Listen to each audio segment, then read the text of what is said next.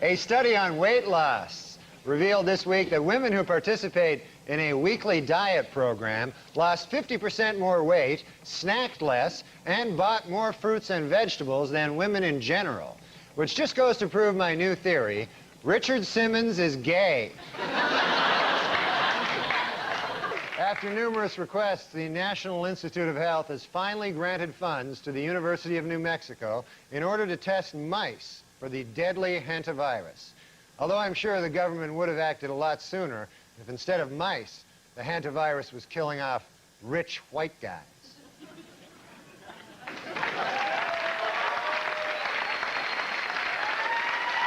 An outbreak of the deadly canine parvovirus has led to the local Humane Society killing many of its dogs. Gee, I wonder if the Humane Society would kill off victims of canine parvo if instead of dogs, they were rich old white guys. Increased hunting will be necessary to control the state's black bear population. Gee, I wonder if hunting would be the answer if instead of overpopulation of black bears, there were an overpopulation of rich old white men. Yeah. According to the EPA, it will cost an estimated $295 million to clean up toxic waste at the former Lockheed Martin military aircraft plant in California. The cause of the toxic waste? You guessed it, Frank Stallone. In Princess Anne, Maryland, state health officials have discovered what caused the mysterious death of 200,000 fish at a Somerset County fish farm. The culprit? You guessed it, Frank Stallone. In economic news, unemployment figures rose slightly for the month of October, with declines in the Dow Jones and NASDAQ. The reason for the sudden downturn? You guessed it, Frank Stallone. Entertainment Weekly's list of the 101 most powerful people in show business is out. At number 1, Fox CEO Robert Murdoch. And at number 2, you guessed it, Frank Stallone. And finally, the #1 selling doll this Christmas is Tickle Me Elmo. And the least popular selling doll? You guessed it, Tickle Me Frank Stallone. And the British Sunday Times is reporting that Belgian doctors have accidentally cloned a human being. The human being? You guessed it, Frank Stallone.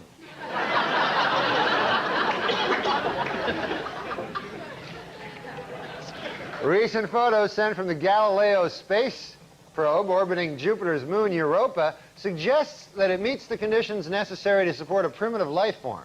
Just what kind of life form? You guessed it, Frank Stallone. And finally, the votes are in. And Entertainment Weekly has chosen its funniest man alive. And who is the funniest man alive? You guessed it, Frank Stallone. Congratulations, Frank Stallone.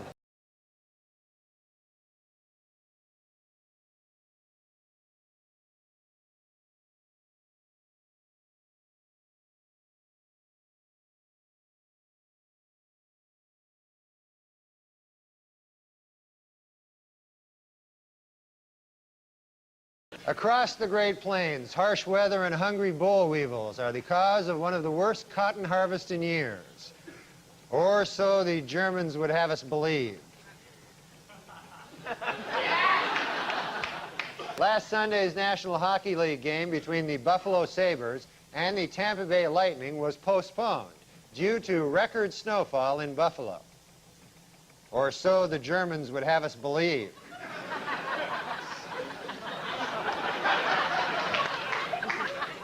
This year's lack of snow in Alaska could help generate a surplus of moose next year, because deep snow makes it harder for moose to search for food, which leaves them more vulnerable to wolves. Or so the Germans would have us believe. In Fort Pierce, Florida, many Bell South customers will no longer pay long-distance phone rates for nearby calls, but will instead be charged with a flat rate of 25 cents. Or so the Germans would have us believe.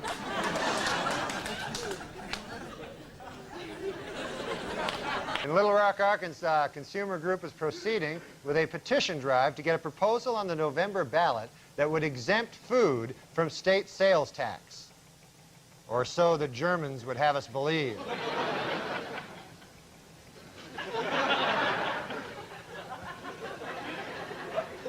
In St. Louis, archaeologists will use special radar on nearby landfills in an effort to find the 70-foot axle from a Ferris wheel, which was the centerpiece of the 1904 World's Fair. Or so the Germans would have us believe. Last year, German shepherds were rated the nation's most effective police dogs by far, sniffing out more than $100 million worth of illegal drugs. Or so the German shepherds would have us believe.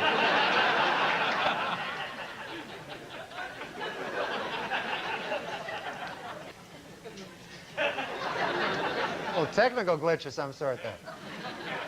Well, David Hasselhoff is a huge rock star in Germany, where his latest album sold 5 million copies this week, which once again proves my theory: Germans love David Hasselhoff. Well, David Hasselhoff is a huge star in Germany, where his series Baywatch celebrated its 100th straight week as the nation's top TV show, which once again proves my old theory: Germans love David Hasselhoff. Well, David Hasselhoff is a huge star in Germany, where his syndicated series Knight Rider places a consistent second behind Baywatch in the ratings, which once again proves my old theory: Germans love David Hasselhoff. Helmut Kohl was elected to his fourth term as Germany's chancellor this week. Experts say Mr. Kohl's success was guaranteed after he won the backing of singing sensation David Hasselhoff. Which once again proves my old theory: Germans love David Hasselhoff. The cast of Baywatch made a special appearance at Disney World in Florida, where they were mobbed by adoring fans, which proves my new theory: German tourists love David Hasselhoff.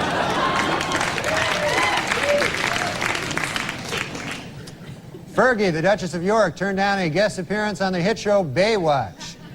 Now, my research has uncovered that Fergie is actually British, not German, which, while not proving, certainly does nothing to disprove my time-tested theory: Germans love David Hasselhoff. Finally, reports out of Germany continue to indicate that David Hasselhoff is a major recording star in that country, where his concerts routinely sell out and his albums turn platinum, which once again proves my old theory: Germans love David Hasselhoff. Germans love me. Which once again proves my theory: Germans love David Hasselhoff.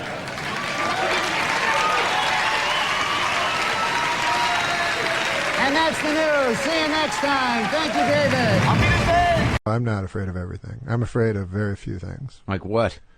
Illness, death. Yeah. How'd you get peace of mind out of the other shit? Well, when I was this is a weird thing that happened to me when I was young. Yeah. I don't know if this means anything. Let's try it. I remember it, but it was a moment I had that was it wasn't religious or epinaphic or anything, but it transformed me to some degree. Is that I was fucking so afraid of everything, and if I went to a store, I'd have to walk around forever before I could even face a person in the store to buy a pack of gum. I don't know why the fuck I was like this. Yeah. But anyways, when I was 9, there was we lived in rural Ontario, and there was a blind friend of my dad's that I had to. He said, "Take him to the store." I was like, what the fuck? Like, I have to take this blind fucker? And I'm already shy and shit. So I'm taking him to the store, and then the fucker wants me to explain everything, describe everything to him. Yeah. So I'm like, there's some grass over here, and now there's a lamppost, and this guy's all happy. Oh, what about the lamppost? I mean, it's just a lamppost. Yeah. So it goes on and on, but something happened to me during, it sounds bizarre, but something happened to me where I was actually, instead of always looking inward, which I think I'd always done before that one time, I was looking outward. Anyways, while I was talking to him, I suddenly had a sort of a hysteria, like I was laughing. I started laughing and stuff. And I don't even know why I'm remembering this, but I started laughing about everything, and everything seemed like very, very funny to me. And then a couple of weeks later, I saw a homeless guy, and he was talking about he started talking to me. Yeah. And he was talking to me about John D. Rockefeller. He's like, I was at John D. Rockefeller's funeral. Yeah. And all this shit. Yeah. And I was laughing at him and shit. And then he started laughing, and I was like, it's all fucking crazy shit. Like something came to me. Yeah. Where I started, and so now I find everything funny except like fucking real serious. Like I'm no fear of going on stage or anything, but death and shit. Right. And so, but the other thing but the problem with laughing is I will get, it will build to a hysteria sometimes that I have to, crank a couple of benzos to prevent a panic attack. You really? Yeah, I can get You panic can laugh attacks. yourself into an anxiety attack? Absolutely, yeah. I start laughing and then it gets out of control, like hysterical. It's and I still have extreme sensitivity to things. I always go by eyes. Again, I always go by eyes. you should. And it's What if not- someone's blind, It's not though? sexual. It's not only sexual. What if someone's blind? My dad knew a blind man, and my dad was in the war. He was a double generation older than I. He had me when he was 50, so he was in. That explains a lot. He was in the great one, and all his friends were old. Right. And so Wayne Gretzky? he had a It's a good joke. So he had a blind friend, and he come over, and my dad said, "Do you want a Coke, Elmer? RC Cola." Oh, God damn. We don't got no RC Cola. We got Coca-Cola, the gold standard. Right. And this blind bastard wants an RC. So go down to Avonmore, pick up an RC. Well, that's a 1.5 mile walk. Right. So I walk with this blind son of a bitch. And he says to me, he wants me to describe everything. So I said, okay, well, on the left there's some cows lowing, and there's a fence. He goes, is it like a wood that's near petrified? I said, yes, it is. And how big is it? 3 feet. I said, John Neil Margerison used to own this land. He said, I don't want to hear that. He says, just tell me what is. And so all of a sudden, I saw things as they were. I was very young, but I'll never forget that. Because I had to see for this blind man, I had to see and describe not my opinions, Right. So when I went by John Neil Margerison's house a half a quarter later, Right. I didn't mention John Neil or anything. I just described the house, Right. because that's all he wanted to see. And then I began to realize that life is what is, not what you think it is, or not even what it appears to be sometimes. Mm-hmm. But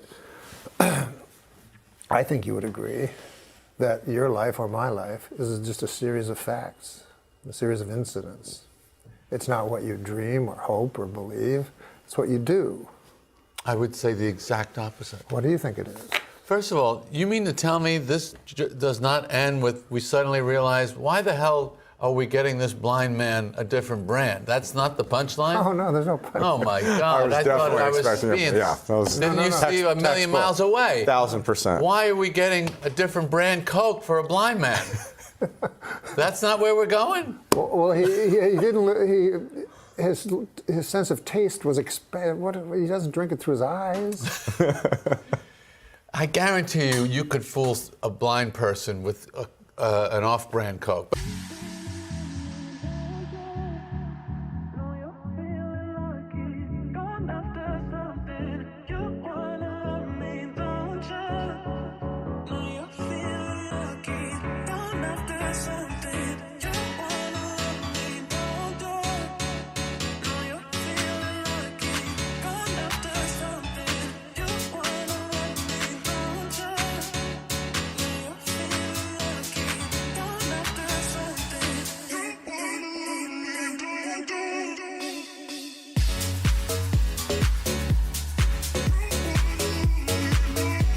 A blind man felt Princess Diana's face last week and said she is the prettiest woman I've ever seen. He then picked up a toilet plunger and said, Thank you for this royal scepter. I shall treasure it always. On my YouTube page is a thing that says Mark Norman on Norm Macdonald. It's like 30 minutes of somebody compiled me blowing Norm and just made it a video. So that's where if you wanna hear me talk about him, it's there. And just watch. There's a great channel. I saw he retweeted one of your jokes not so long ago. I reposted it on Instagram. It meant the world to me. Yeah, he has a YouTube page called I'm Not Norm, and whoever made it is like some super fan, and it's so well done, and it's got all the best shit. So check that out.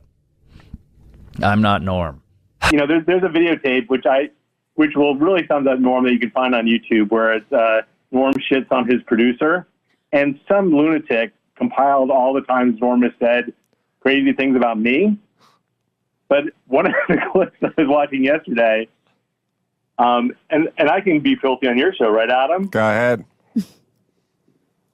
He said that my wife, Diane, demanded that I spit in her face during sex and would imagine she was blowing a large African-American man. He told Gilbert Gottfried this on the show.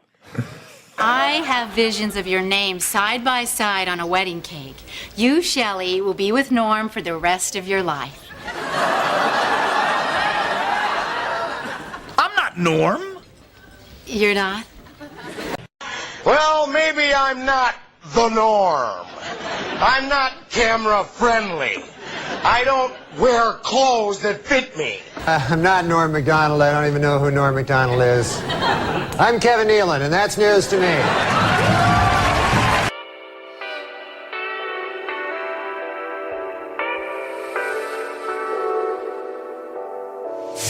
We've been down this road together. We've been seeing the colors fade. What we want to know is, are you a brother or a sister? Well, I'm an only child. There's a word for what you are. Charismatic? So what the hell are you? A man or a woman? Farley, that night was the first night I ever met Farley. It was your first night on the show. We all sat around and watched you when we were cheering you on, buddy. And Farley, he took me. He never met me before in his life, you know. He took me back. He said, "I got to tell you a secret about SNL." Oh yeah. Took me all the way to the back and Mohawk. Like the woods. This is the woods. No, within the. Okay, the hotel, right? In the hotel, and he secreted me into this room, and he locked it, and he made sure it wasn't bugged and everything. He said, "I got a secret to tell you." I was very, honored to have this. And then his secret was, he said, "This doesn't go past these walls." Pat is a woman.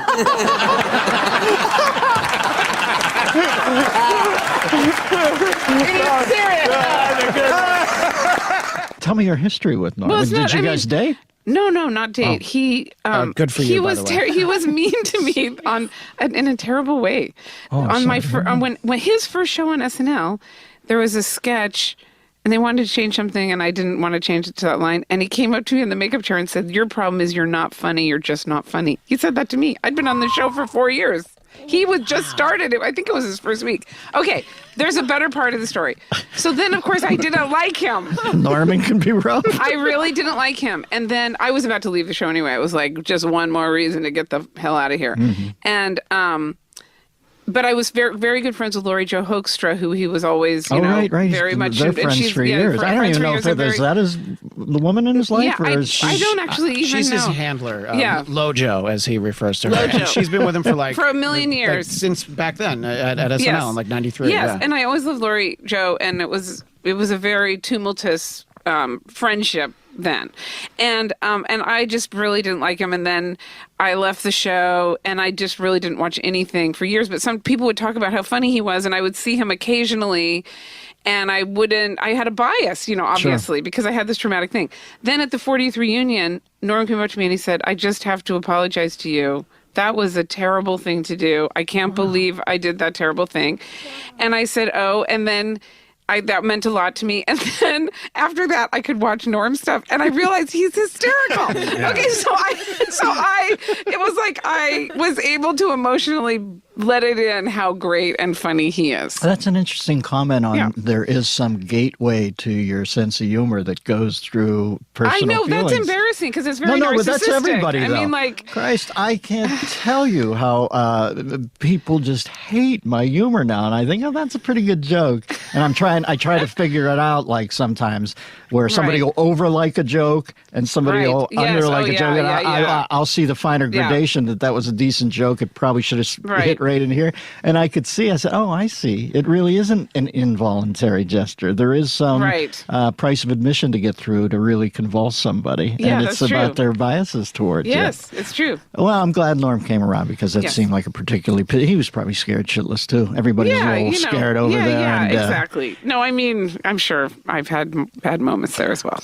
Take me on a journey. Take me far away from this life. I'd leave it in a hurry. Let's run away before morning light. You got me. I don't know if you know this, but I used to tour with Norm Macdonald for 7 years. Yeah. And so like whenever, like, he was like my best friend, so like whenever I have like auditions and stuff, he used to say, oh, just don't bother acting because there's a good chance you won't get it anyway. And those are the ones that I usually got it. You know what I mean?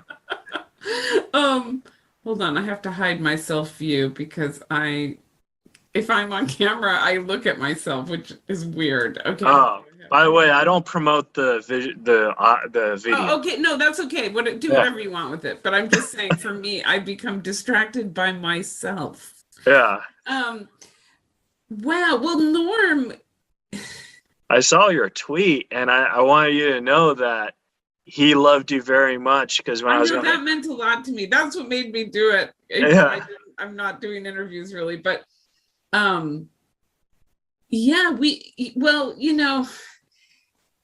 happened right away when he got on the show, and we only overlapped by a few months. Yeah. And so he was young and new, and I was jaded and had one foot out the door. So we both kind of we're in a weird place, to be maybe not at our best, but he had come up and yelled at me about a sketch that he wrote, and it was in, but then it got traded out for a sketch of mine or something, which happens all the time, and he would certainly learn that, but at that moment he didn't. And I was in the makeup chair, and he came and started yelling at me about it, which it wasn't even my responsibility I was not in charge of that. Right. And then and I think I was saying that, and I was kind of shocked because he, I felt like I was a senior statesman, like I'd been there 4 years, and he just had arrived on the scene, and he was yelling at me about something I had nothing to do with. And then he started saying how unfunny I was not funny, blah, blah, blah. And that was really rude. And it was in the makeup trailer with a bunch of people anyway, which I don't really care, but it didn't get us off on the best foot. Yeah. But then, as I said, and then, when I left SNL, I didn't watch the show at all. Like I was so sick of anything sketch related. I really didn't watch it for years. So I missed his genius, like I didn't know. I would hear about him. I mean, I wasn't in an igloo, but I didn't, because we'd had that weird thing. But Lori Joe, I was in contact with, Oh, Lojo. I love Lojo. Yeah. And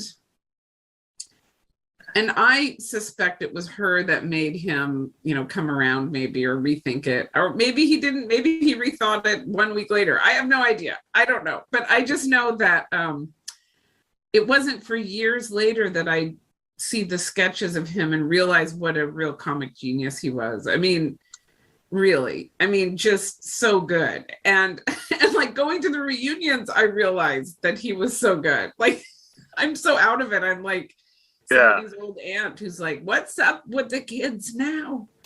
And so then I was like, oh, he really is good.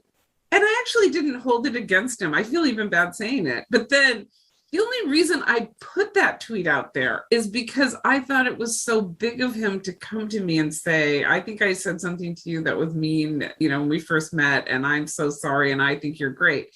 And it was just not that many people do that, that showed such wonderful character, and it just made me love him, and so, but then some people got mad at me for tweeting that. I really meant it positively. I took it positively. Everyone has a bad moment, and what I was trying to show is that he reflected on it and made an apology that was genuine and sincere and accepted on both sides. So it's that's not a common thing to happen. And he did that. So I was trying to be positive about it, but some people were like, not the time and place and stuff like that. And anyway, ugh. I remember when I told him I was going to interview you 3 years ago, and he's like, oh my God, that's going to be awesome. I can't wait to listen to it. And I was like, yeah. And he's like, I only did one movie and she played my mom. Oh, what? Yeah. He said that you played his mom on Dirty Work or something. Oh, I've done so many of those parts. And I watched it and I didn't see you. So I don't know if he was screwing with me, but I'm pretty sure I'm not in that. Although I've been cast as the mom so often, and it's yeah, he's probably mixing me up with someone, but it doesn't matter. Yeah, but I just thought it was funny because he said nothing but good things about you. So I just wanted. Okay, that's good. Maybe he actually totally thought of me as someone else, but yeah. But you must miss him so much. Yeah, it was. Did you know? Was he getting sicker and sicker around you, or? Well, I found out he had cancer in December, and there was only a handful of people who knew, and he kind of made me say I can't tell anyone or whatever, but he also told me that it was a different type of cancer from what came out that he had, so I don't know. I feel kind of privileged that I knew, but also kind of hurt because it wasn't what he told me. You know what I mean? But maybe he told you the truth. No, yeah, he told me he had colon cancer, and when he died, he just didn't want. Yeah. What did I don't even know. I just knew he had cancer. What did they say it was? It was leukemia cancer. So. I don't know. If you have something like colon cancer, I think it can get into the lymph system and become a lymphoma. I don't, a lot of times in late stage cancers, there's overlapping cancers, but usually you name your cancer after the first one you have. So it would be colon, but he probably just thought people would make jokes about it. Yeah. I just know nothing about cancer, and it sucks because I was born in July. It's a birthday joke.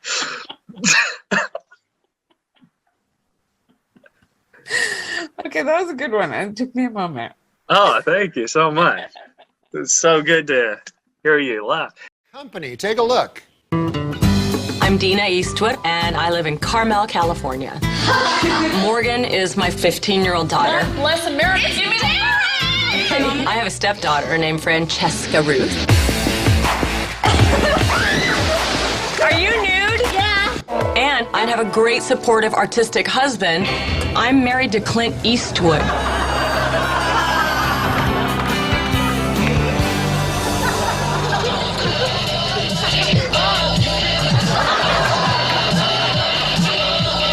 Six Oscars, $1 billion at the box office, and I'm in a goddamn reality show. We're meeting tonight for dinner, and ew, the diarrhea! Get away! My wife, real class act. And yes, that was diarrhea. Tyler Shields is extremely headstrong. I think that's part of the reason he's so appealing to Francesca is that he's such a man. I'm so in love with him. I've never felt this way before, ever.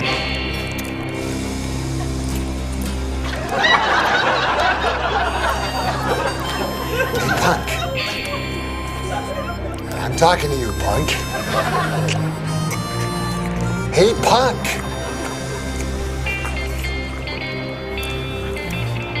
I have to ask you to turn that camera off for a while. Seriously.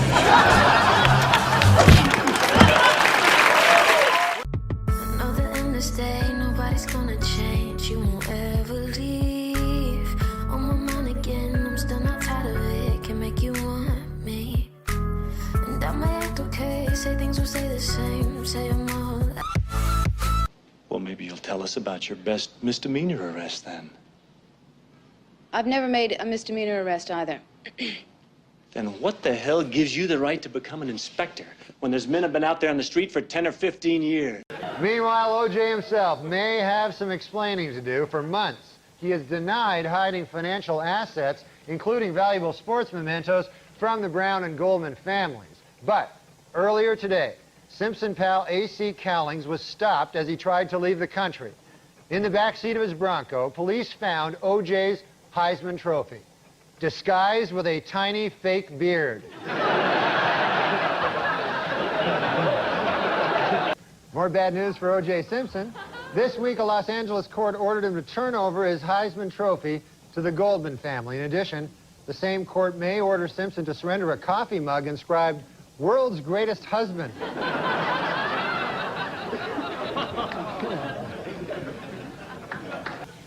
More followed from the recent conviction of British au pair Louise Woodward on murder charges. This week, her attorney Barry Scheck lashed out at the legal system, saying, quote, "What kind of sick society do we live in where an innocent girl is sent to prison, while a double murderer like O.J. Simpson goes free?" Kind of a... In a statement with profound legal implications, the FBI announced this week that for the first time, its experts can now identify an individual with 100% accuracy through his DNA. And really, when you think about it, the timing could not have been better, said former football great O.J. Well, this week, after a Los Angeles restaurant refused to seat him, O.J. Simpson demanded and got $500 in compensation. In addition, the restaurant must now offer separate murderer and non-murderer sections.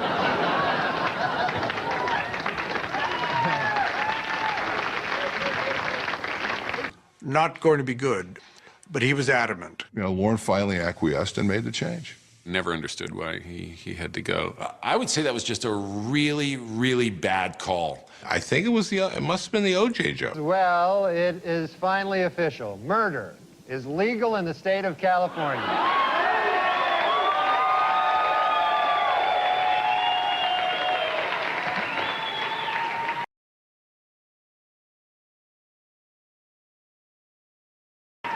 Potential jurors for the O.J. Simpson case were asked to fill out a 75-page jury questionnaire this week. In the entire state of California, only one person got a perfect score. Chow Ming Wu, who after the trial plans to attend Caltech. By the way, you can now purchase a bronze statue of the Juice for only $3,395. And for an even $5,000, you can buy one that Al Cowlings has kissed the ass of. O.J. Simpson's new fitness video was released this week, and hitting the shelves next week, Simpson's newest video, Dorf on Stalking.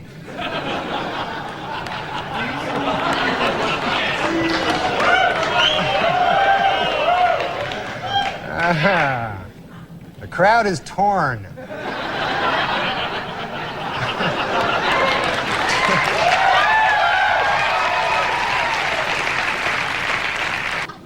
According to retailers, the most popular Halloween mask this year is O.J. Simpson. And the most popular Halloween greeting is, "I'll kill you and that guy who's bringing over your glasses," or treat.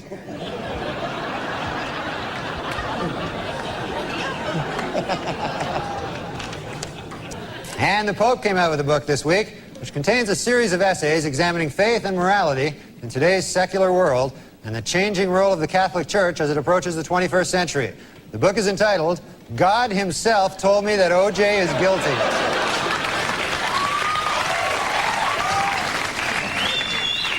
In other book news, Prince Charles released an autobiography in which he states that he never loved Princess Di and that his father pressured him to marry her.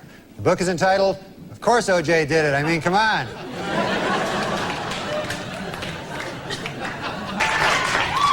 In his book, O.J. Simpson says that he would have taken a bullet or stood in front of a train for Nicole. Man, I'm going to tell you, that is some bad luck when the one guy who would have died for you kills you. That's probably...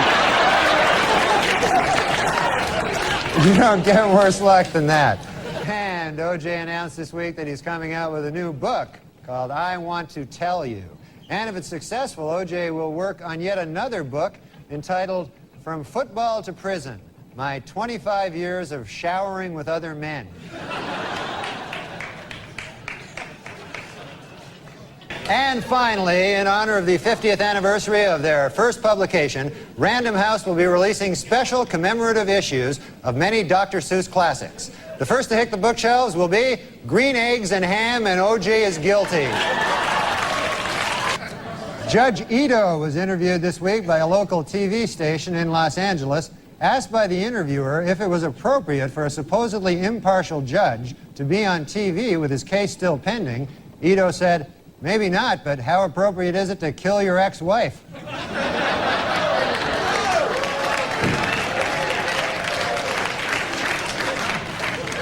It was revealed today that O.J. Simpson told police that Nicole Brown Simpson used to beat him up. He also claimed that she and Ron Goldman killed him.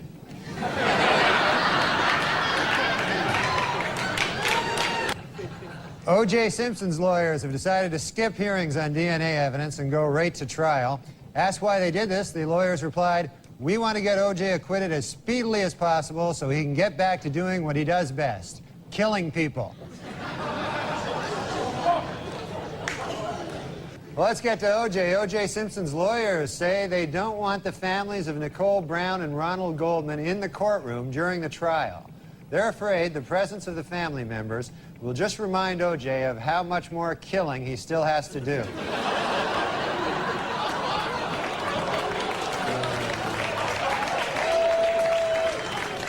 Well, O.J. Simpson's lawyers stopped feuding this week, finally. The Dream Team, F. Lee Bailey and Robert Shapiro, were able to put aside their differences and express their admiration for each other after O.J. threatened to cut their heads off.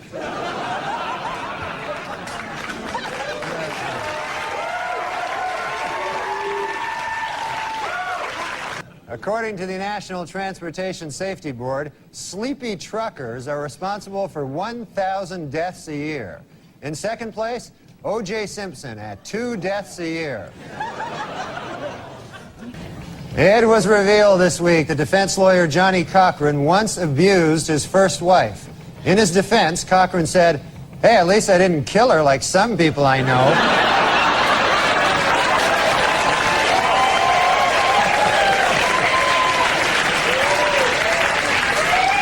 Tomorrow, Judge Lance Ito will take O.J. and the jury on a tour of the now famous crime scene. For the jury, it will be their first look at the actual location. Of course, for O.J., it will be just a case of been there, done that. Judge Lance Ito was happy with the jurors' field trip to the crime scene last week. It went off without a hitch, said Ito. Not one murder.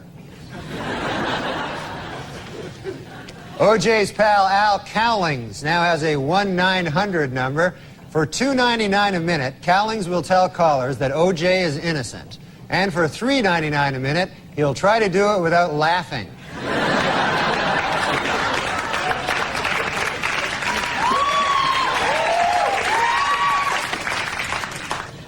And this week, Simpson defense lawyers questioned witnesses about a half-melted container of ice cream found at the murder site. The Simpson defense has seized upon the ice cream for 2 reasons. 1, it may help fix the time of the murders, and 2, it was the only thing in the murder scene without any of O.J.'s blood on it.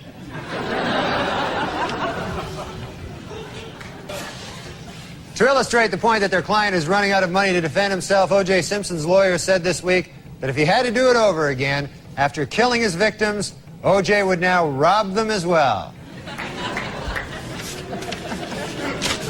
That one you find troubling? We went.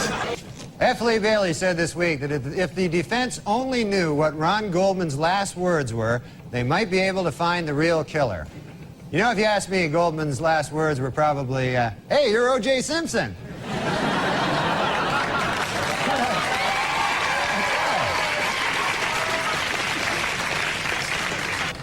Oh no, O.J. has struck again. How about that? Not a good thing. And in court this week, Cato Kalin testified that O.J. Simpson did not appear angry before or after the period of his wife's murder. But Kalin admitted he could have been a touch edgy while he was actually murdering her. Might have been a... Hertz Rental Car Company announced this week that it will buy 520,000 vehicles, increasing its worldwide fleet 24%. In addition, they will try to find a new spokesman who won't kill his ex-wife.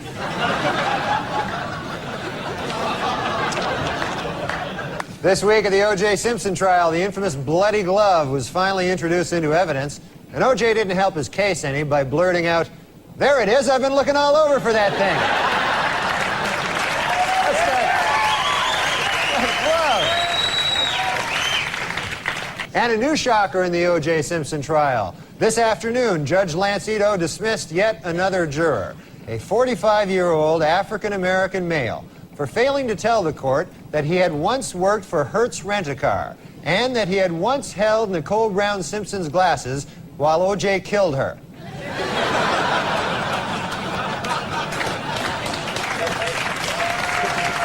Dismissed Simpson juror Jeanette Harris revealed in interviews this week that the jury is torn by dissension and is already divided into two camps, those who think he is guilty and those who are really, really stupid.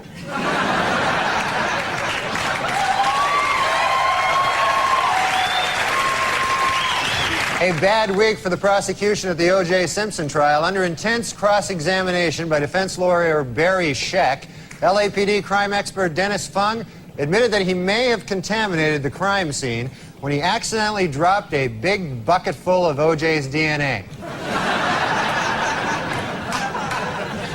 Our top story tonight this week in the O.J. Simpson trial. After grisly photos of the murdered Nicole Brown Simpson were shown in court, O.J. turned his head away and wept. It was at that moment that he realized he would never be able to kill her again.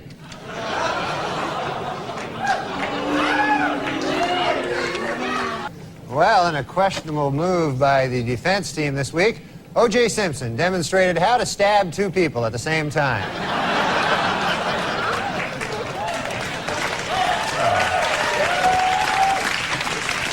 Remember 12 Angry Men, the classic courtroom drama? Well, the first film about the O.J. Simpson case is in the works. It's entitled 9 Angry Black People, 2 Scared Asians, and a White Guy Who Hasn't Spoken Since Rosa Lopez.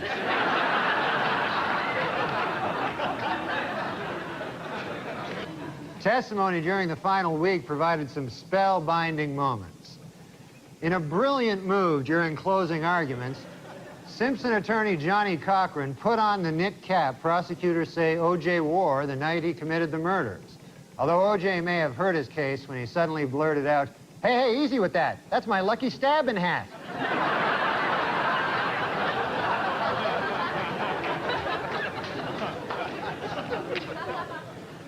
Well, the trial of the century is over. Late yesterday, the fate of O.J. Simpson, the most famous murder suspect in United States history, was placed in the hands of the jurors.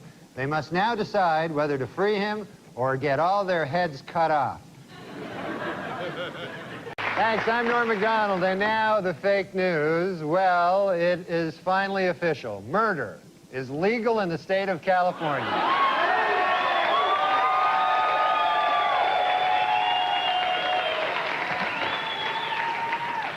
2 hours after the verdict, LA police had their first solid lead in the hunt for the real killers.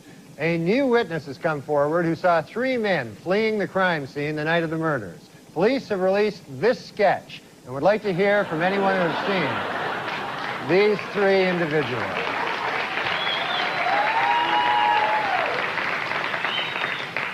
On Tuesday at 1:15, the moment the Simpson verdict was delivered, Court TV scored its highest ratings ever.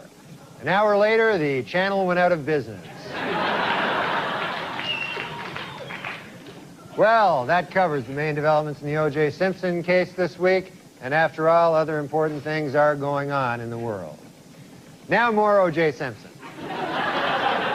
When Simpson trial juror Gina Rodborough returned home this week, her little girls were delighted to have her back. And no wonder. She lets him get away with murder.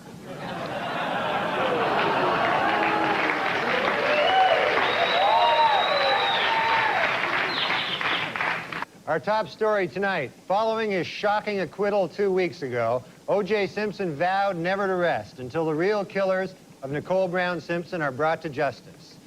And the manhunt continues.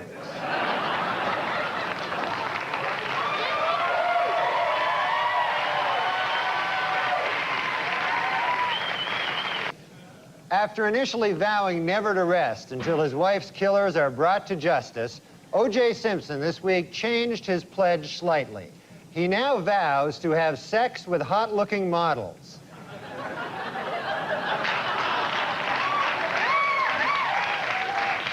Meanwhile, this week, O.J. took girlfriend Paula Barbieri to see the erotic murder mystery Jade.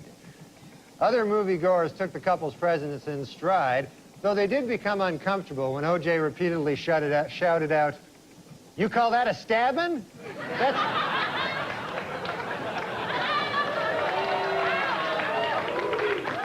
Simpson had been discussing marriage with girlfriend Paula Barbieri, but reportedly she has called the wedding off.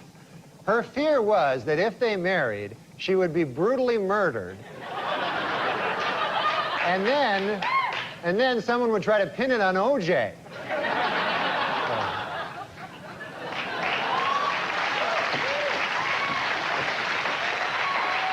The L.A. District Attorney's Office has given Marcia Clark and Christopher Darden bonuses of over $10,000 for, quote, lengthy hard time duty, unquote, in the O.J. Simpson case. A spokesman for the DA said that the prosecutor's bonuses would have been even higher, except for the fact that they let a killer go free.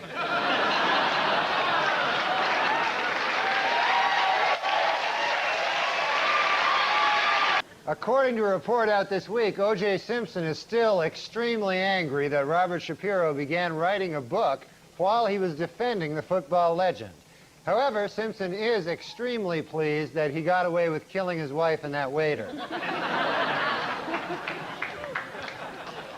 A down-and-out O.J. Simpson, depressed that all of his money-making ideas have failed, has decided to go back to doing what he does best, killing people.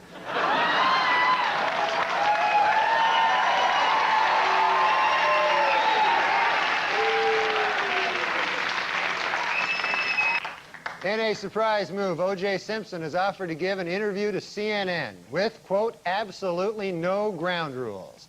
But interviewers Greta Van Susteren and Roger Cossack have asked for one. Don't kill us.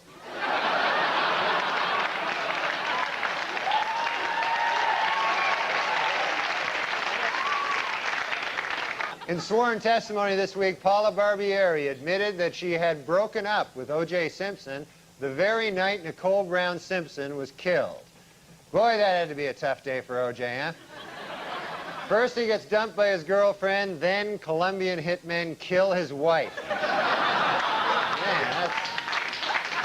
You gotta...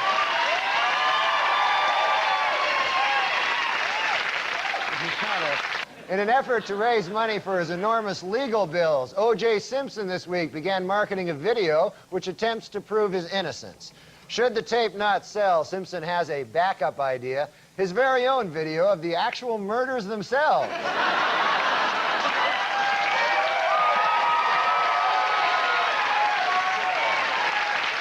This week on NBC's Dateline, 3 members of the Simpson jury explained their not guilty votes and argued that if Simpson had killed his wife, there should have been blood stains all over his gate, front door, and light switches. Also this week, Simpson friend Al Cowlings released his video, How to Get Blood Stains Off Gates, Front Doors, and Light Switches.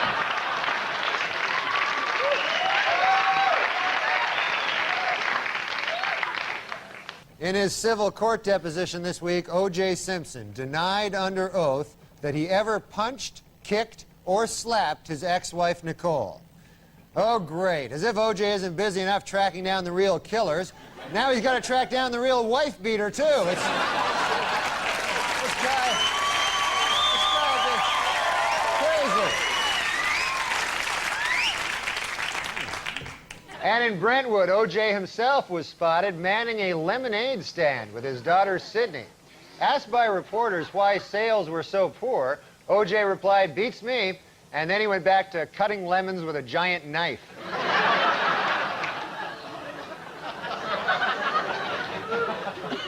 A new development in the O.J. Simpson civil trial this week. According to sworn testimony, Nicole Brown Simpson had told her therapist that she was afraid of getting beaten by O.J. Simpson. Asked why he didn't report this earlier, the therapist said, "I was afraid of getting beaten by O.J. Simpson." I said getting beaten, and that may have hurt a little. According to a Senate Committee on Violence, Denise Brown has done more to bring attention to the cause of battered women than any other person. Well, almost any other person. Once again, O.J. gets the short shrift. In Los Angeles this week, Lyle and Eric Menendez were found guilty of first-degree murder. So, to review California law, it is killing your wife, legal. Killing your parents, illegal. A shocking new development in the O.J. Simpson case. Late this afternoon, a high-ranking official in the Los Angeles Police Department admitted to Geraldo Rivera that the police did conspire to frame O.J. Simpson for the murders of Nicole Brown and Ron Goldman. However, they called the conspiracy off when they got to the murder scene and found that O.J. really did do it. While in England, where he spoke at Oxford University, Simpson had defended actor Marlon Brando's criticism of Hollywood Jews. Later, from his island hideaway, Brando sent O.J. a telegram which read, "You're not helping."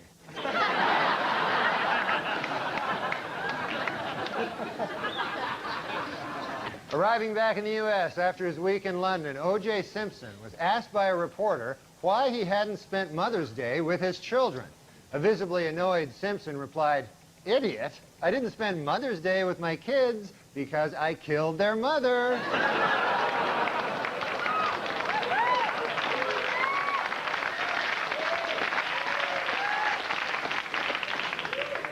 Well, more O.J. Simpson news. On Friday, the Juice officially endorsed Bill Clinton for president, adding, quote, "I'd like to help him any way I can." To which the president replied, "Well, there is one thing."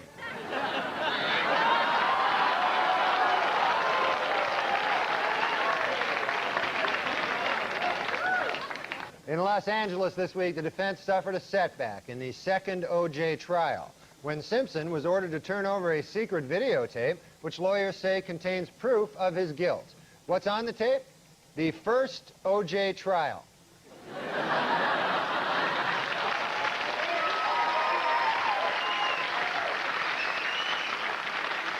Finally this week, lawyers in the new O.J. Simpson trial actually found a prospective juror who claims to know nothing about O.J. Simpson, the murders, or the first trial, and who told the court, quote, "I don't even know when it started or ended."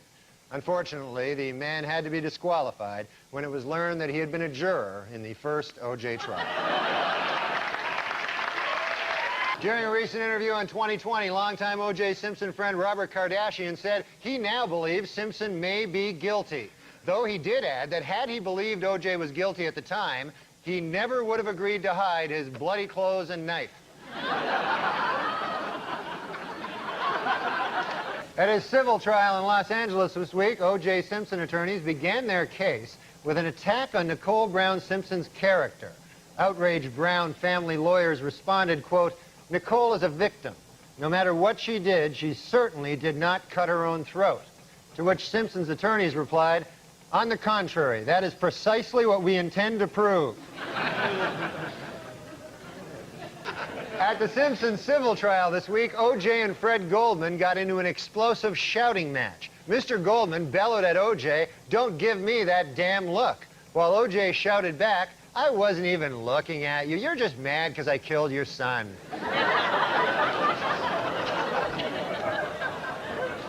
Against the Jets last week, Buffalo Bills running back Thurman Thomas broke O.J. Simpson's career rushing record, and the week before, he surpassed Simpson in career touchdowns. Next up for Thomas, an attempt to kill 3 people at once.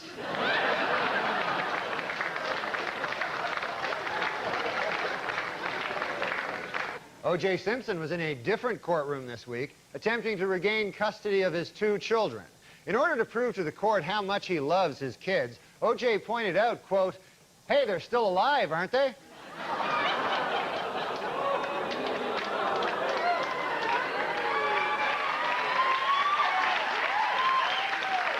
This week in Los Angeles civil court, an FBI expert testified that shoe prints left by the killer exactly matched shoes belonging to O.J. Simpson. In response, O.J. stood up and exclaimed, "Wait a minute. Wait a doggone minute. I just figured it out. The real killer is me."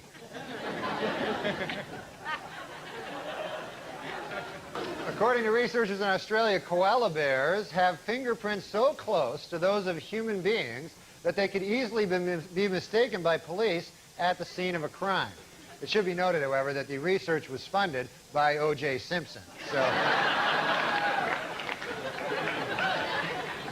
our top story tonight comes from the O.J. Simpson civil trial, where this week it was revealed that in his first interview with police, Simpson had refused to take a lie detector test. His reason? It detects lies.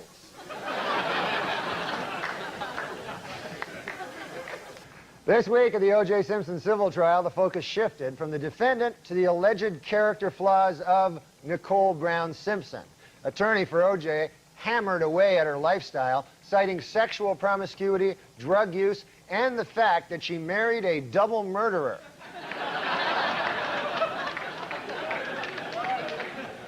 Meanwhile, Simpson defense attorney Robert Baker argued that a dark spot in a crime scene photo was a, quote, mystery shoe print, suggesting that there were actually 2 killers. O.J. hopes this will support his theory that he did not act alone.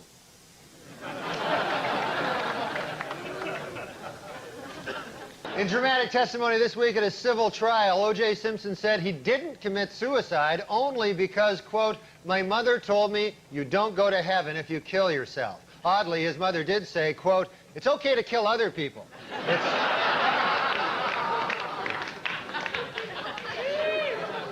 In a unanimous verdict this week, a Santa Monica jury found O.J. Simpson liable for the wrongful deaths of Nicole Brown Simpson and Ronald Goldman, awarding the plaintiffs damages of $8.5 million. Reacting to the verdict, Simpson insisted that he has nowhere near that amount of money and that his only remaining asset is 30 pairs of Brune Mali shoes. The announcement of the verdict came toward the end of President Clinton's annual State of the Union address, and to many observers, completely overshadowed the event. Even the president was distracted during his speech, waiting to hear exactly how much it costs to kill your wife.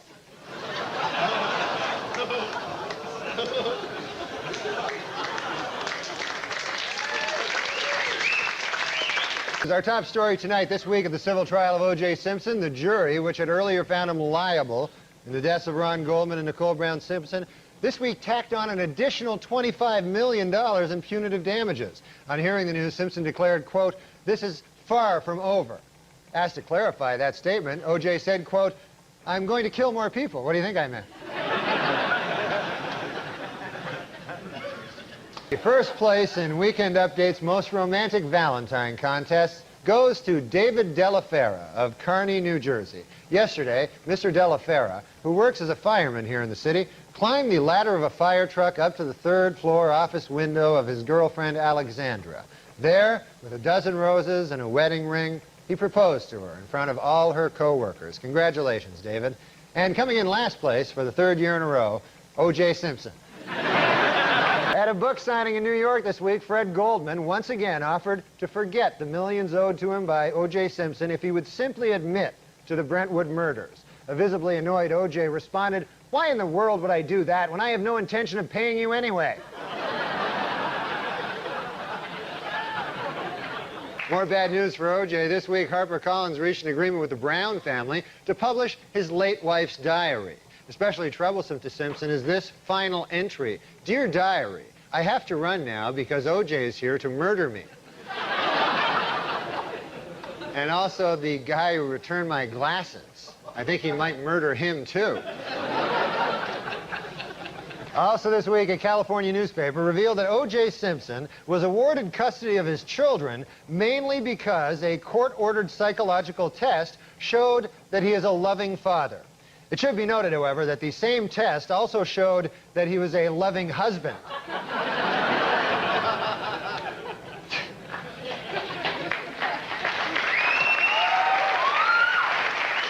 According to O.J. Simpson's niece, Terry Baker, when O.J.'s mother, Eunice Simpson, first heard about the slaying of Nicole Brown, she exclaimed, "He did it." Reached for comment, O.J. said, "My mom was just guessing. I hadn't even told her yet."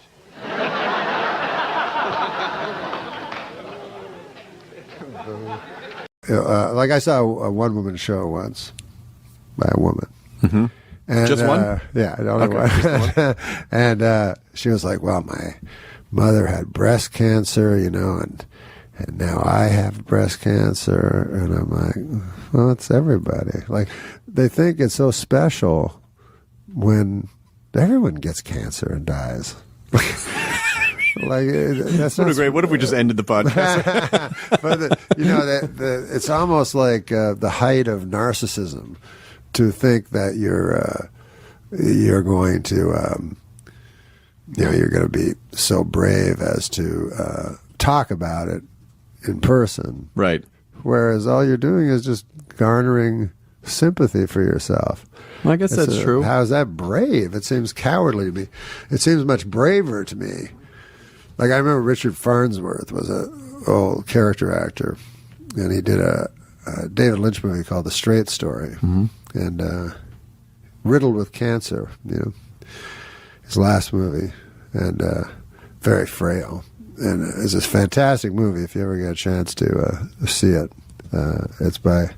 It's not a style, because I'm not really that big a fan of what's his name? David Lynch? Yeah. I'm not a fan of him. I don't understand weird stuff. I'm like, huh? What? But this one is a straight ahead story. You know, you think. I call it like a hard G. It's G rated. Okay. It's hard G. I call it hard G. Because the second time I watched it, I'm like, whoa, I understand it all of a sudden. Well, you got to see this movie. Okay. And if you watch it closely, there's like hellish things going on underneath the surface of what looks like a quaint story. It's based on a guy who, in actual real life, drove his riding lawnmower across the state to visit his brother who was dying. So anyways, the point of it is that Richard Farnsworth was nominated for an Academy Award for the movie. And if he had said he was filled with cancer, he would have won for sure. Sure. But instead, he didn't say it. And in fact, no one knew it. His family didn't know it. He kept it from everyone. And then he was a stuntman before he was an actor. He did what they call a stuntman's death, which is you put a shotgun in your mouth and with your toe you pull the trigger and blow your head off. Oh my God. And so that to me is courageous. Like, you're not being a burden to your family. You know, they know nothing about it, and then you're gone. And then that's it. Yeah. And then toe in the shotgun. Yeah. And you know, they write him. He wrote a nice letter to everybody, you know, in the family, and said that, you know, he didn't want to. The reason he did it is he didn't want to cause people distress. So I thought, wow, how incredible! Like, how many to just people go through it could do alone. that? Yeah. So you don't think to go through it alone? You don't think you would write confessional? Like, you didn't talk about any of the gambling stuff in your stand-up, did you? Like, was that stand-up? No, never. I never talked about me, really. You know, I talked about universal me. You know what I mean? Right. That I was afraid of death, or that you know, that kind of thing, which is this was something that everybody is afraid of. You know, and so things like that. That it was me, but it was everybody. Sure. I wasn't pretending that it was a specific. Right. ailment that I had. And if I had a specific ailment, and possibly I do, you don't know. I don't know. But I would not talk about it. I would not. I hope that I would not discuss it, and just try to benefit monetarily from that. Going out again, am I out of my mind? Going out with friends, gonna have a good time. Enough of this grimness. Well, you gained weight. Gained a lot of weight, so did you. I gained 45 pounds. I was going to say something, actually. Why? Well, I thought you'd been gaining some weight. Yeah, I gained 45 pounds. Are you okay? Yeah, what's going on? I'm doing it for a movie. For what role? What's the role? What are you playing, Jackie Gleason? What do you mean? It's not a particular movie. I just think they always need a fat guy in a movie. You're doing hard. You're paying it forward, yeah. Hey, listen, have you noticed my enormous weight gain? I've gained 45 pounds. You know why I started to gain the weight? I told you. I don't remember. I'm up 45 pounds, and it was for a role in a movie. That's right, it was. Anyways, whatever. What was the role for again? It wasn't a particular role, but I figured they always need a big fat guy in a movie. Turns out they don't. They have plenty of fat guys that are much more experienced at acting and at being a fat guy than I am. I thought we were going to be doing a bit where you're like a Jerry Lewis? Jiminy Glick character. Yeah, no, I'm fat. What happened? Fried chicken and gravy. Let me tell you something. I thought it was funny. Your heart could... I thought gaining a lot of weight would be funny. No. And also, No, I started out, I was doing funny. it for a role, Andy. Right. I'm serious. No. I'm serious. I was doing What it for role? a role. Well, there wasn't a specific role, but people are always looking for a fat guy. I'm telling you, my manager, my landlord rather, he managed to get rid of 230 pounds of ugly fat. He evicted me. What? Here, read this. I thought you... No, read this. I want to read that one again. Here, read that. Sure, we all know about Norm's astonishing weight gain, but I think it's become a bit wearisome. So let's agree to stop having fun at his expense. Say what you want about how huge and fat my head has gotten, but who'll forget it. Try iron. You know, my clothes, Larry, make me look slimmer, but they did not fool that flight of stairs that collapsed under my astonishing new girth. Papa, what do you call that? Papa John's? Oh, okay. A Papa John's delivery man has been arrested for allegedly selling more than $40,000 in cocaine hidden in pizza boxes. Jesus. To undercover police officers. This raises an important question. Where is all that pizza that was supposed to go in those boxes? Can I have them to eat? I'm a big fat guy. Well, I'm fat. I'm so fat when I get my shoe shined, I have to take the boot black's word for it. You haven't seen your penis in 3 weeks. I'm keeping it clean. Jesus Christ. Well, is that what fat people say? My penis? This is where most of my weight goes. Straight to whatever the fuck this is. I'm going to find a really good joke. You guys talk, and I'll find a good joke to So, end. Adam, Yeah. is it hard to not drink? You know you've gained too much weight, by the way, when your chair guy refuses to work with you anymore. But go ahead. So you're probably no body fat. Oh, I have a little bit in the rim here. Yeah, I got more than that. My legs, my goddamn arms jowls. are thin. My arms are thin. I used to have jowls. I don't have jowls. I have more chins than How old are you? Huh?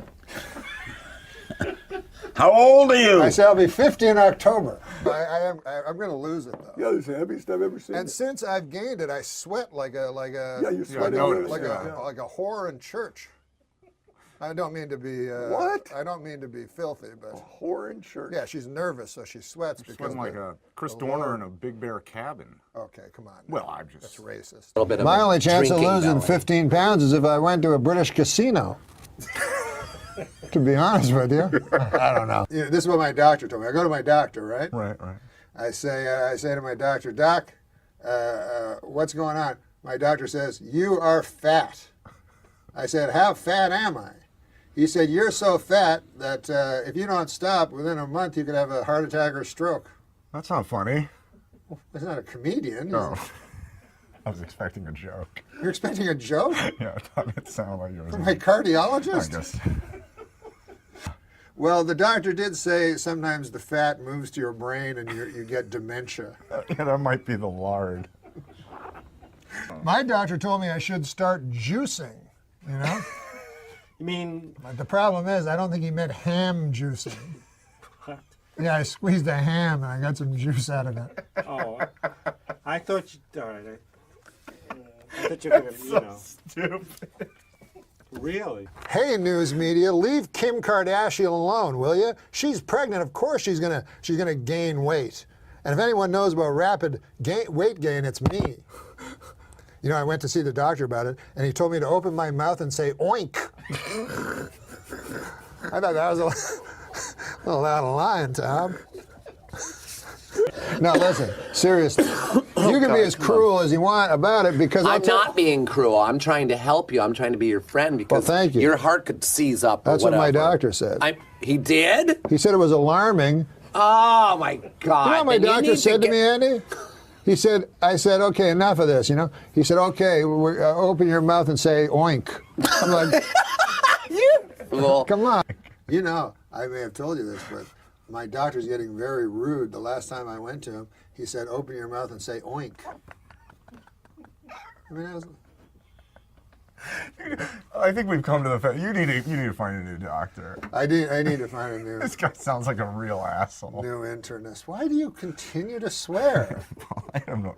Just because you can doesn't mean you should. Do you see your face? Oh yeah, it's me with a huge fat fucking face. Yeah, I didn't want to be the one to say it. Yeah, I've been having a lot of trouble. My doctor, he said he's not a very nice guy. He said, open your mouth and say oink.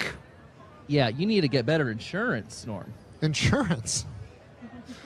He was calling me a fat pig. Well, I mean, nobody's going to disagree with him.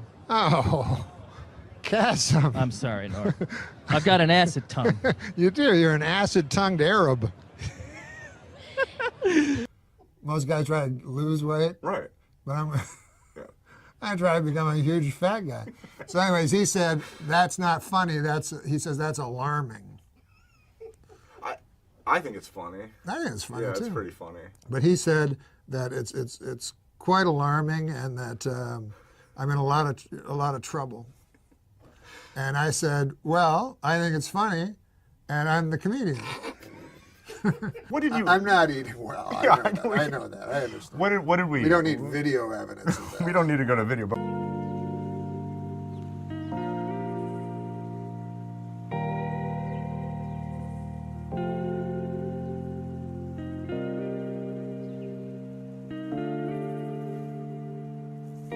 Morning. Remember that? Yes. We went to Denny's. You had 2 eggs over my hammy and half my pancakes. Then on the way over here, we stopped at 7-Eleven. You remember that? Yeah. You had a few hot dogs and a big bag of pork rinds. Yeah. And 5 minutes ago, you had 4 donuts and a chip whiz. Yeah, well, you snooze, I eat half your fucking pancakes, fucker. What did we eat right before we did the show? We ate chicken. Yeah. What kind of chicken? What was it called? Honey kettle chicken. Fried chicken. Fried chicken. Yeah, a big plate of it. Yeah. And I asked the girl, Huge mistake. I said, why so much for the extra gravy? Give me like a trough of gravy. I've never seen that much gravy. No, that was a lot of gravy. You just I drank devoured the it, gravy. too. You really did. What did we eat right before this podcast? I had 3 whole fried chickens. What else? Biscuits and gravy. And? I don't want to say that third thing. What else? What was the other thing? Whatever, lard. Exactly. I like lard because there's like a purity to it. And you know I grew up poor, you know? Frankly, I was just impressed that they carried lard at the place. You don't see that too often. Yeah, no, I brought that with me, a can of lard. This is what I used to look like. That's Fathom right there. And that's you? That's me. Are you serious? Yeah. That was on a good day too. Is that like a fake picture? No, that's not a fake picture. Coming up on 250. Do I look like that fucking fat pig? Well, maybe not that fat. I mean, this is your future, Norm. This is my promise to the people of the Video Podcast Network world. I will not eat a single morsel of food until Margaret Thatcher is dead and buried. She died 3 weeks ago.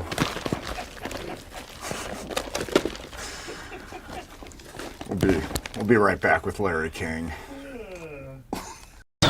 In New York this week, Sammy the Bull Gravano was sentenced to just 5 years in prison for committing 19 murders.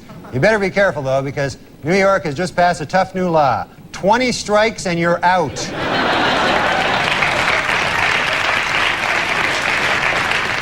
Visitors to New York's Times Square this winter are in for a bit of a surprise.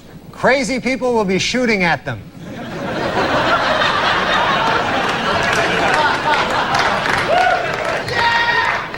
A French man who calls himself the Snake Man was arrested this week after climbing up the side of a Manhattan high-rise.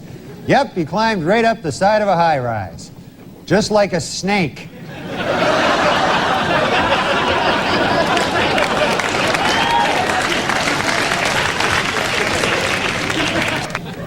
Newly elected Governor George Pataki says he wants to bring the death penalty back to New York. First up, Mayor Rudy Giuliani.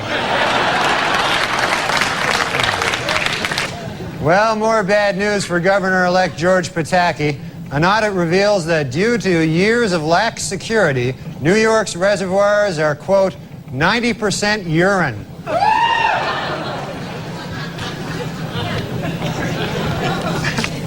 The most restrictive smoking ban in the nation took effect this week in New York, and already the city has gained over 9,000 pounds. Police in New York investigating the deranged homeless man who attacked a girl with a hypodermic needle have made a shocking discovery. He's Mickey Rourke.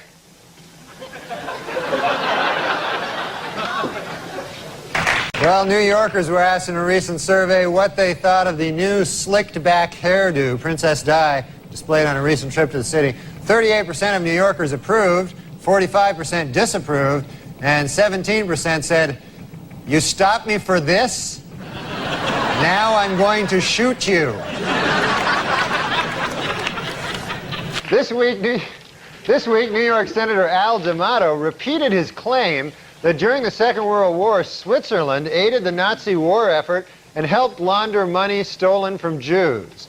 These charges are the results of a lengthy, thorough investigation by the senator, which proves, quote, beyond a shadow of a doubt, that New York has lots and lots of Jewish voters and no Swiss voters. On Tuesday, New York City Mayor Rudolph Giuliani cruised to re-election with 57% of the vote. The mayor credits his victory to strict enforcement of quality of life ordinances, while loser Ruth Messenger blamed her defeat on low voter turnout by aggressive panhandlers and squeegee men. She was expecting them to show up strongly. Well, crime is down nearly 20% in New York City, with only 384 murders so far this year. Only 384? You know, if you ask me, that's still 307 too many. That's right. And with the Pope in New York City, some of the New York City's greediest and most heartless con men are getting rich selling fake tickets to the Mass in Central Park. Don't I know it? Look at all... Look here. Look at all this. Oh, yeah. According to a recent survey, the best-tasting water in New York State comes from South Huntington on Long Island. And the worst-tasting water comes from Lou Reed's bong.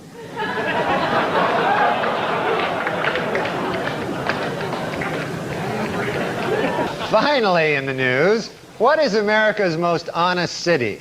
To find out, a team of sociologists left 10 wallets filled with cash on the street in various urban centers. In Atlanta, 7 of the wallets were returned. In Seattle, 9 of the wallets were returned. But not surprisingly, in New York City, only 1 of the wallets was returned. Empty and shoved up some dead guy's ass. The New York City Transit Authority plans to put up signs in subway stations asking city residents to be more polite when getting on and off the subway. Most New Yorkers say the idea sounds great and that the new signs will make excellent urinals.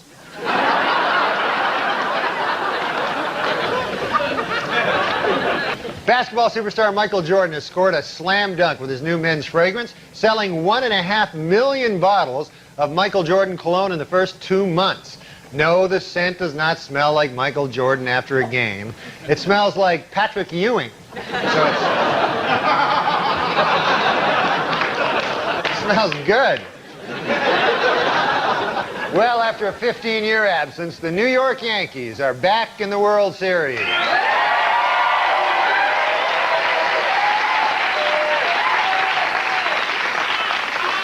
And some New Yorkers have come up with a novel way of snagging those hard-to-come-by tickets, murdering guys with tickets and stealing them.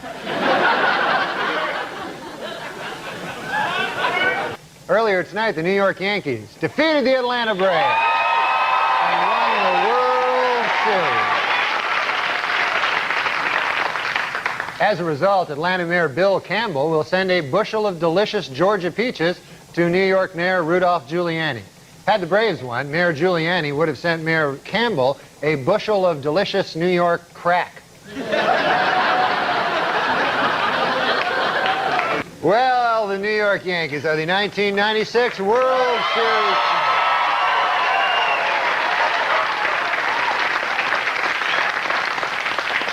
And this week, 3 million Yankees fans gathered on the streets of New York to honor their heroes. While the fans were of different ages, races, and religions, they shared one thing in common. They were all standing in urine. The giant ticker tape parade for the Yankees left nearly 4 tons of confetti on Manhattan's streets and sidewalks. But New York officials do have a plan for dealing with the confetti, leaving it there to soak up all that urine.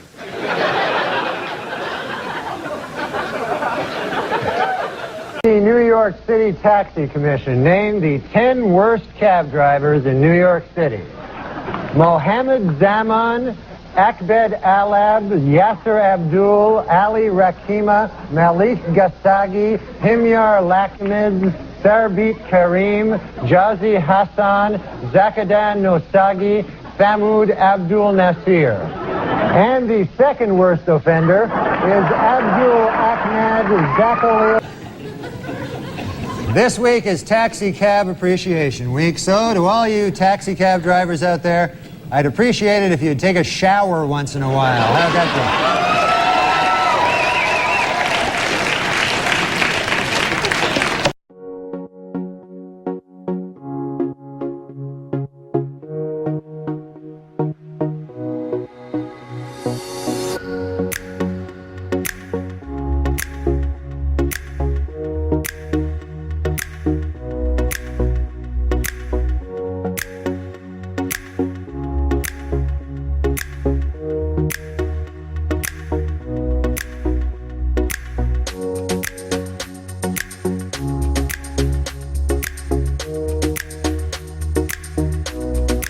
I was a little late here tonight. I took a cab to the theater, folks. And I don't know if you've ever been in these New York City cabs, but I got one of those cabbies, couldn't speak English, you know. Saw his name there on the dash. I couldn't even pronounce it. I think it was something like Hideki Arabu. Something like that.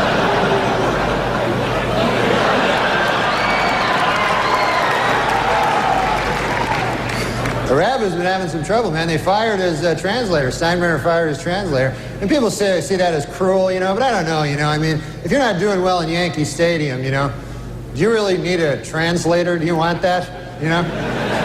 You know? Hey, what'd they say? They say you suck. You should go back to Japan, you dirty foreigner. Okay, I got it. I'm trying to pitch over here. Norm, everybody's bringing up these licenses for illegals and that they need to have them. And my question is, where are they getting the license plates? Obviously, we're letting them register vehicles without licenses. And in this day of car bombs and stuff, I don't know if that's a good idea. Thank you, Dan from Boise. Norm, what's your feeling? Well, I know that the New York Governor Spitzer, I I'm trying to get to learn things. But he doesn't want to issue licenses to illegal immigrants, you know. And I don't know how the hell you're going to get a cab in New York City anymore. I mean, it's hard enough, you know, for me especially, as a black man. When I first met him, he was in New York under the Queensboro Bridge jerking off punks for $15 a man. Oh my God, that's not bad. Steady work anyway. When you picked a bad bridge, Queensboro would have been better. Well, it was. Not Queens. It was Queensboro. Oh, I thought Williamsburg. Yeah, I mean, times have changed. Yeah, Williamsburg, it's been gentrified and everything, yeah. And this guy used to jerk off punks under the Queensboro Bridge, $15 a man. I robbed a couple of punks under there. Oh, you did? Yeah. You ever You look familiar. Were you in New York when the Twin Towers fell? No, I was in Los Angeles. Well, either way, it was a national tragedy. It was. I know. 9/11.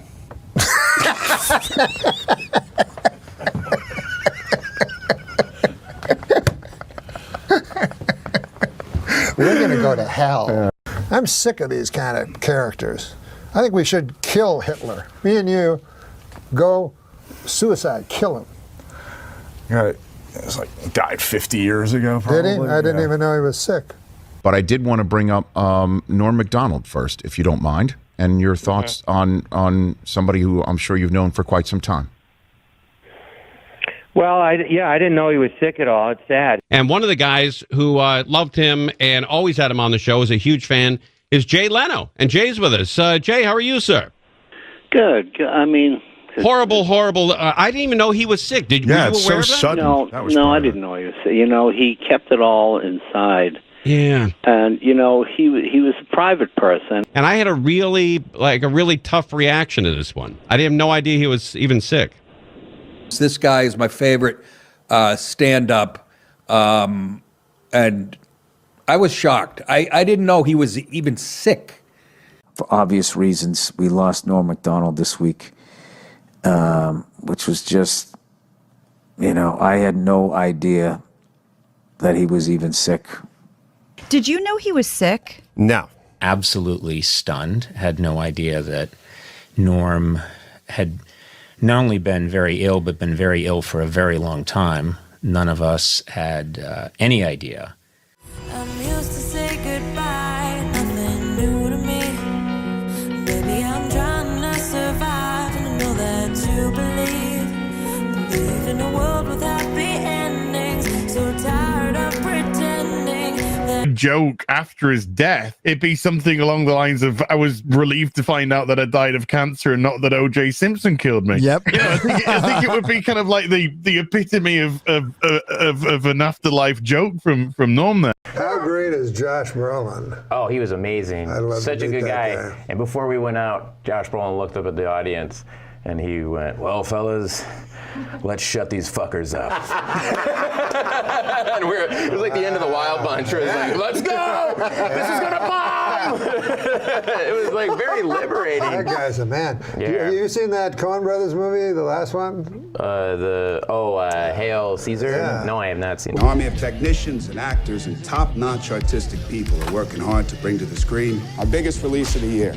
Hail Caesar is a prestige picture with one of the biggest stars in the world, Baird Whitlock. Well, it's really badly promoted because it makes it look like it's an old movie with George Clooney in it. But it's not. It stars Josh Brolin. And Josh Brolin has this scene with Clooney where he throws him up against the wall.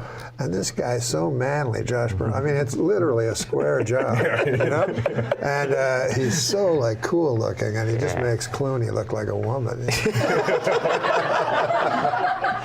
But, boy, I love Josh Brolin. But you know who's a real man? Have you ever interviewed Josh Brolin? Yes. Oh, yeah. You have? Yeah. Oh, yeah. My God, huh? Yeah, total stud. A manly man. He is a You got a hot thing for piece Josh of- Brolin? Huh? You got a thing for Josh then? Bleep, tread lightly in there. No. No, I mean, he's a hot piece of tail. Yeah, his tail is on fire. it's been so long since you came around.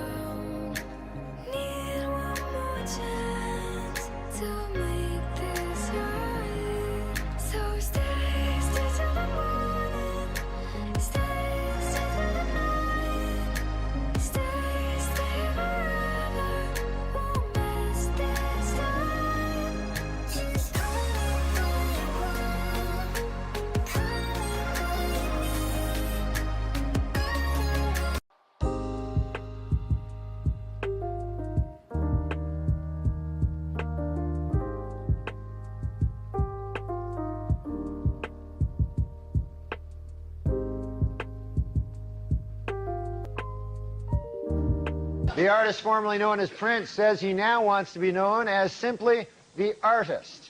Meanwhile, I will continue to refer to him as simply the fruit.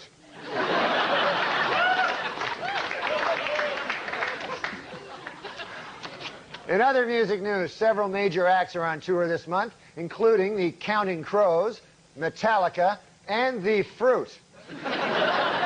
What, your neighbors nice people, the people that live around Great people. Every day I meet somebody new, you know. This city's great because of the neighborly people, you know. I don't know.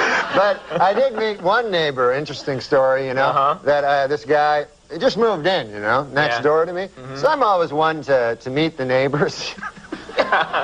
You like to chat with the neighbors, Yeah, because, you know, so I went over to the guy, knocked on the door next door to where I live, and I say to the guy, I said, hey, I'm your new neighbor, you know, and I said, good to see you, you know, nice to run into you, you know, welcome to the neighborhood, you know. And so the guy, I said, what do you do for a living there, sir, you know, if you don't mind me asking? You know, what do you do for a living? I'm a nightclub comic, I tell the guy. So he says to me, he says, I work down at the University of Science there. He says, that's a good school, by the way. I can't remember the exact place. Sure. But he says, I'm a professor of logic. Oh. So he says, the guy says, logic. Now, what the hell is that? I never heard tell of that. He says, oh, well, he says it's a kind of a pattern of syllogistic. Well, he says it's hard to explain. He says, why don't I give you an example? So I said, fair enough. Why don't you do that? So the guy says, well, he says, let me ask you a question. He says, do you own a doghouse? So I go, yes, I do. He says, well, then that means you probably have a dog. I said, yes. He says, well, that means you're likely you have a family if you have a dog. I said, yes, I do. He said, well, then that means you got kids, you're married? I said, yes, I am. He says, well, then you're a heterosexual man. I said, yes, sir, I am. He says, well, you see, that's logic there. I asked if simply from finding out you had a doghouse, I made this series of inferences, and I found that you're a heterosexual man simply from the fact that you had a doghouse. Well, I said, good God, isn't that something? Okay. So I said, well, I won't waste any more of your time there, neighbor. And I said, I'll see you later. See you around. Okay. So I said, come by one day and have a chicken with me. So anyways, I left. So I go to get a bus, you know, to the bus stop. And I walk down to the bus stop, and I'm still thinking about this thing that happened to me, you know. And I'm standing at the bus, and no bus coming at all, you know, and 5 or 6 of us standing around, and one guy lights up a cigarette there, and he goes, as soon as you light up a cigarette, the bus comes.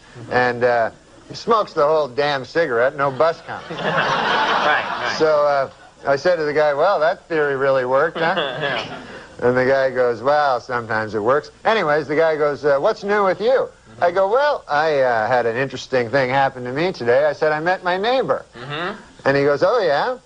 I go, he had a hell of an interesting job. I said, he's a professor of logic down at the University of Science. And so the guy says, is that so? He says, professor of logic. He goes, what the hell is that, logic? I said, well, it's a series of Scylla something or other. Right. I said, I can't remember exactly, but I said, I'll give you an example if you want to hear an example. So the guy goes, all right, fair enough. So I said, let me ask you this. I said, let me ask you a question. Do you own a doghouse? And the guy goes, no, I don't own a doghouse. So the guy says, oh, yeah, you're one of them gays.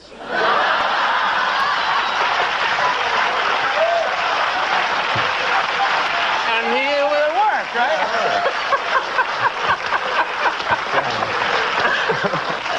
What great stuff you can learn at that nice. University of Science there. And then the guy, and then get this. Get this. There's more. This gay guy invites me to have a chicken at his place. That's some kind of euphemism. Watch out. I know it's time to close my eyes to what and open up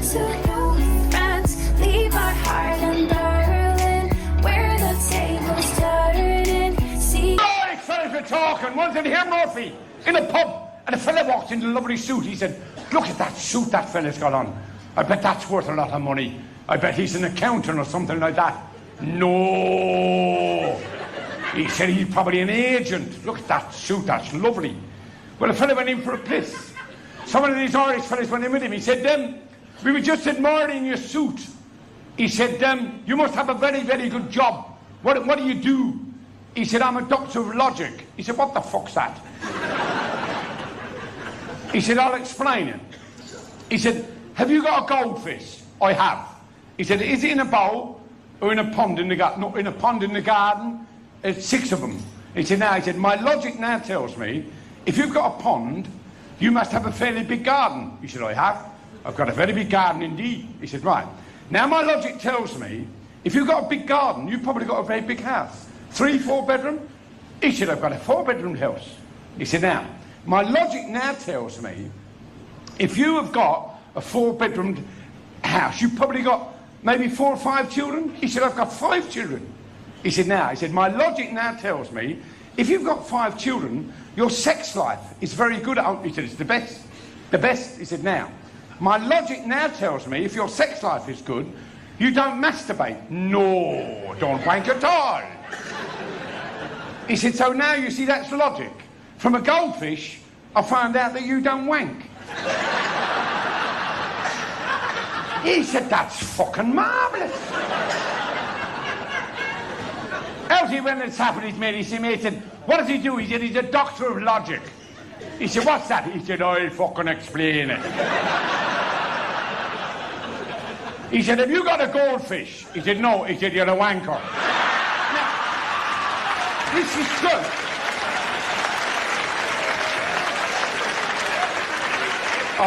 And since I've gained it, I sweat like a you sweat like a whore in church. I don't mean to be what? I don't mean to be filthy, but a whore in church. Yeah, she's nervous, so she sweats because sweating like a Chris Dorner in a Big Bear cabin. Okay, come on. Well, I'm just that's racist. Oh, good morning, whores. Listen, Mary. Let me talk to the whore. Is she around? Who?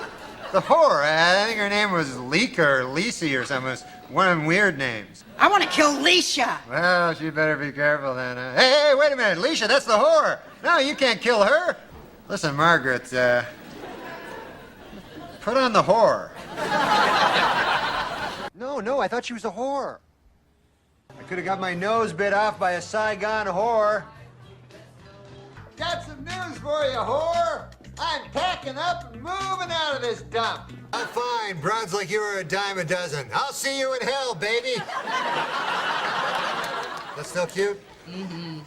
Did I say baby? I meant dirty whore. Hey, Shelley, don't forget that old saying about firemen. Don't be such a huge whore. Well, yeah, but you get the idea, right? That she was a huge whore? Yes, I got that. She also said, don't fall for any old whore like your daddy did. Lori, I mean, you have to admit, you come off a bit of a whore in this whole thing. Hey, well, don't forget your huge collection of Mardi Gras beads, whore.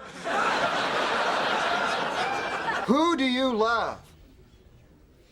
Kevin, you gold-digging whore! Look, Taylor, I don't think you understand. You're a huge whore. Which just goes to show you, Madonna's a whore. And in the worst job category, last year's winner, crack whore,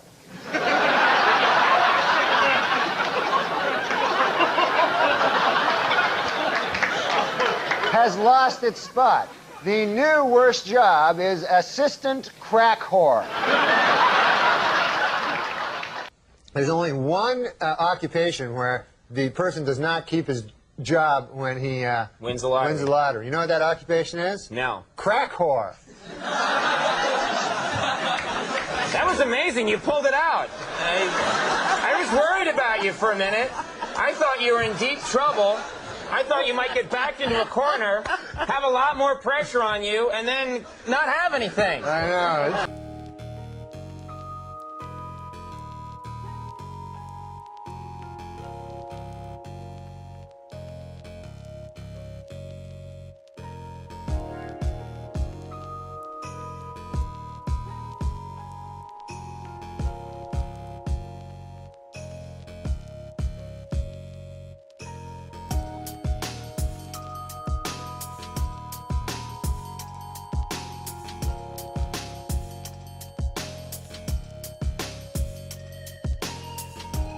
Adam Egas. How are you, Norm? Good, man. How's your Easter? It's fantastic. Couldn't be better. That's great. Yeah, it's great. Hey, I thought the show was great last week. Our first show, Super Dave Osborne. Amazing. It was hilarious. Unbelievable. Hysterical. Unbelievable. And we're not the only ones that think that. I have some pretty good news. The critics loved us. They couldn't get enough of it. All right. And more importantly, we officially are the #1 podcast on iTunes. So Don't know not anything too about shabby. that. But I will tell you about critics. What? You can't get wrapped up in that kind of thing because critics, you know what I mean?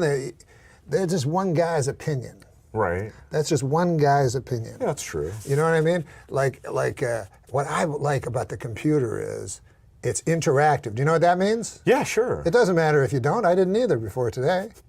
But what it means is that the people that are watching, they can post their own reviews of the show. Absolutely. On the web page. Yeah, of course. So what I did is, and because that's what I care about. I don't care about Owen Gleiberman. Right, that's not who we do this with. I care about the folks at home. Right.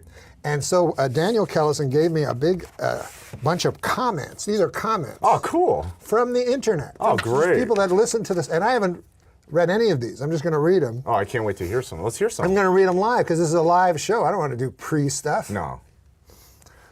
Do you like pre-stuff? No. Who likes pre-stuff? All right. So do you want to hear one? Of course. This first one is from MonkFan72. I love these guys' names. Yeah, that guy likes Monk. That guy likes Monk. He says, I love this podcast. It was great to see Norm Macdonald back, and Super Dave was the perfect choice as first guest. Lose the douchebag. He's talking about me. Well, we don't know if he's talking He's about clearly talking about me. you. He is talking about you. But listen, it's not bad news. It further elucidates my point, actually, because let's suppose this guy were Richard Corliss or Pauline Kael. I don't know if she's still working. I don't think so, but I get it. That would hurt. But Oh, it this is hurts, just one. trust me. This is just one person's opinion. But I have hundreds of other people. All right, yeah, you're right. It's one guy, he's entitled to his opinion, and that's fine, whatever. And mostly they like the show. Well, good. Well, let's hear another one then. All right. Let's hear another one. What's the deal with that fucking douchebag? Well, that was about you. I mean, are there any good ones? I'll look. Okay. Not good. Okay. Let me see here. Ooh. What is it? Huh? Is it a good one? It's or? not good at all. I found one. Oh, good. Yes. Okay. This is a positive one. Thoroughly enjoyed it from top to bottom. Great. Blinky91 says. A sparkling exchange between veteran funny man Norm Macdonald and comedy legend Super Dave Osborne. One minor problem. The set. Oh. It's just too distracting. Why are there so many clocks? We're not tuning in to see what time it is in Hong Kong. We're tuning in to listen to comedians doing comedy. Plus some douchebag, I don't know who he was, but I like to punch him right in the fucking face.